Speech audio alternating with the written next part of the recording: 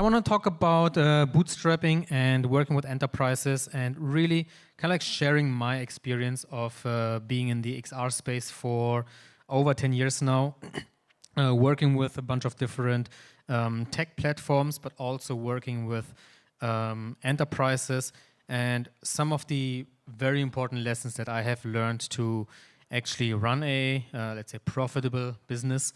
And this is my talk. Let's see. So, quick question to all of you in the room. Who here wants to be a founder or is a founder? Would love to know. Okay, very good. That is exactly what I wanted to see. This is amazing. And then who here has a working demo of whatever you're doing also? That is, some people are unsure whether that counts as demo or not. Half demo counts too. Nice, very cool. Awesome. So this is for you guys. After this session, you will walk away with 8 years of bootstrapping for me. So again, I'm still fully bootstrapped. We do have the option to raise money. A bunch of people asked me already. This is still like, that's the beauty in this situation. If you are bootstrapped and profitable and you have a working system, then you can raise at any time, which I will talk about later on as well. How switching from B2C to enterprise has really leveled up our business game and how it can help for you as well, and what are kind of like the important takeaways from this. I think this is also something where I can talk a lot about experience, and of course happy to answer all of your questions. Really building like kind of the journey of building this company, and then 5 things that nobody tells aspiring founders, which are super underrated, but very, very important actually. All right, so big topic, raising is super sexy. It's always in the headlines. It's like something like, hey, you basically make the big party when you raise money, but you haven't made a single USD yet. And that is, you may not even have a working product or nothing actually, but hey, you raised money. So that is a little bit an issue. And I think especially nowadays with AI, vibe coding, all of these tools available with just like how fast you can build things, most of you don't really need it, especially not in the very beginning. And I mean, I already talked about this already, so I'm not gonna go like in full depth on this one, but that is just something. There are many ways that can help you actually to stay independent and stay focused and stay disciplined, and then raise money if you want it with much, much, much more leverage, rather than figuring out how do you raise before you don't have before you even have anything going on. So the important things, and I will not go super detailed into this one because I only have 10, 15 minutes. Bootstrapping really helps you to keep the single most important thing, which is focus. Basically, if you have a bunch of like a lot of investors, you are kind of like working for them and working for your customer. So it's already splitting your focus. You are working for their incentives often also. You, depending on the deal, of course you lose control. And there's just like a lot of things that help you stay bootstrap. One important thing really that I want to talk about is leverage, because that is kind of what I see right now. I did the very boring 8 years of bootstrapping and I had like 0 growth for 5 years, but now it's going in a good direction. And now companies are coming to us, hey, can we buy some shares? Can we invest in you, et cetera, et cetera. And now I can actually make the kind of like make the terms on my terms. And that is so much more helpful because we have these numbers, we have this proof already. And it's kind of like if you have any negotiation, doesn't matter what it is, whether you apply for a job or whatever it is, if you need the deal less than the other person, you are in a pretty good position to negotiate. And that's kind of like what I see happening as well. Also, you can always decide what you want to do, what you don't want to do.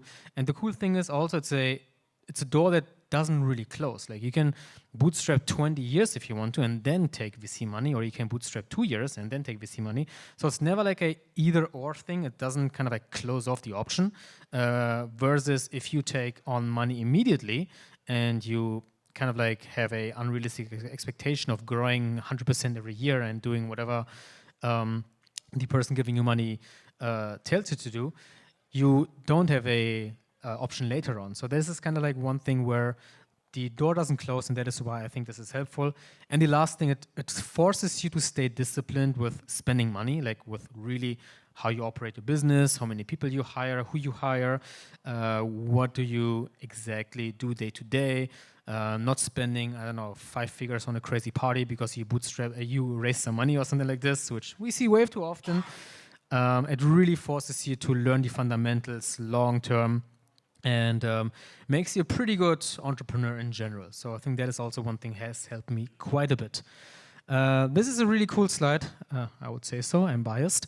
But that helped me also kind of like navigate the jungle of kind of like what type of customer do you have and what are kind of like the pros and cons of each of those. There's not like I'm not going to say, hey, you have to go to enterprise. This makes no sense. Like for many of you, this doesn't make sense. For some of you, it does. And this kind of like little graph. So on the y-axis, we have long cycles. So a lot of headaches. It takes you like a year to do anything. On the bottom, you have like short cycles. It's like bam, bam, super fast. You just do some ads and you get something. On the left side, low ticket. So not too much money. On the right side, high ticket, lots of money. Let's start here. So pretty typical. Most people start in B2C, me included. So we were selling courses back in 2018 when it still was a thing. I think now it's dead. But still, like this is just something where you need kind of like the scale of that. Where doing this bootstrap is pretty difficult, especially with so much competition going on, which is why I was shifting towards a different model. But if you kind of like move up the ladder, we of course then basically higher ticket, a little bit longer. You have early stage startups, then you have startups that are funded. I've been working also with both of those, which is okay. The problem with startups is like you work 1 year with them and next year they might be dead. So it's pretty likely. Same for funded startups, also very same story. And they just get blasted all the time by everybody. Like if any of these like startups makes a big raise and makes a big announcement, and they get like bombarded with like thousands of people be like, hey man, congrats on raising 10 million, here's my product. And you will not hear from them back, basically. You kind of like grow into the B2B area, selling to SMBs. These are like typically like the, in quotes, like traditional brick and mortar, in quotes, boring companies, but it's actually very valuable because if you solve a real problem for those, they will stay along and they will be very happy to kind of like work with you on a longer relationship. And then kind of like the, in quotes, highest level is working with like big enterprises, which would be, for example, some of the F500 companies in Germany, where I'm from. It's like the DAX companies, like usually like 500 million plus companies. And you see, okay, you have like very long sales cycle. It takes like ages. It can take more than a year. Like I have partners, companies that I now have as a customer. It took me like 1.5 years to just get into the door. But now we have a relationship and it's like multi-6 figures, which is making it much easier than trying to chase the smaller bits all of the time when half of them are dying after a year, especially in XR. I mean, you guys know like XR is pretty tough. Selling to XR startups is even tougher because they are also very volatile. So I think like if you go out of this, if you are in your XR industry, if your product is XR, but you are not depending on XR customers, I think this is like really, really helpful. This includes enterprises, by the way. I mean, anybody working with Meta, me included, knows how that might feel. So that is like something, if you are like diversified outside of our own industry, that can be very, very, very helpful. So there are some other ranges. So you see like we have like kind of like the diagonal, which is like good. Like all of these are pretty viable. Then we have like government grants, which is something it can work. We do also have a portion of government grants in our company for our events. I know a bunch of events and a bunch of companies that like jump from grant to grant to grant to grant. That is not sustainable, makes no sense. So kind of use it as a supplement or something like this. And then there's like two, I would say like red flag categories. Kind of like, of course, if you make very high ticket, you make a lot of money very fast. I would get alarms on my eyes. I would be like, something is fishy here. Again, like somebody's selling you a dream that is most likely not true. And the other thing, this is kind of like a half joke, talking from experience. higher education is like just really, really difficult to work with. I don't know. Anybody here working with higher education, has worked with higher education? I see some nods, and it is very painful. Again, you have like very long sales cycles and you make no money. So it's pretty fun, of course. But yeah, this kind of graph helps you to align where do you want to focus on. And for me, I've been like kind of like working across all of these directions also. And each of those have kind of like their pros, their cons. But here, I want to focus on my personal opinion, my bias, is if you start on the higher end and then you go, in quotes, down in terms of the price, that actually is much more sustainable for you. It's much easier for you. It's much easier to have 10 customers, for example, paying you 50K than 50K customers paying you 10K. Because these 10K customers, the $10 customers, have the same customer support questions and want to bog you all of the time, and yeah, you have like the whole support stuff and everything than the 50K customers, which is crazy, of course. So doing this 50,000 times becomes really complicated really, really fast. Of course, it's not like a golden rule, but this is definitely something that I've seen for myself, but also a bunch of companies and partners I've worked with. So for me, like really on the enterprise side, there's like a bunch of things, and there's no secret sauce. Like, I mean, again, like anybody selling you a secret sauce or selling you, hey, you can do this very, really fast, guaranteed, it's probably a scam.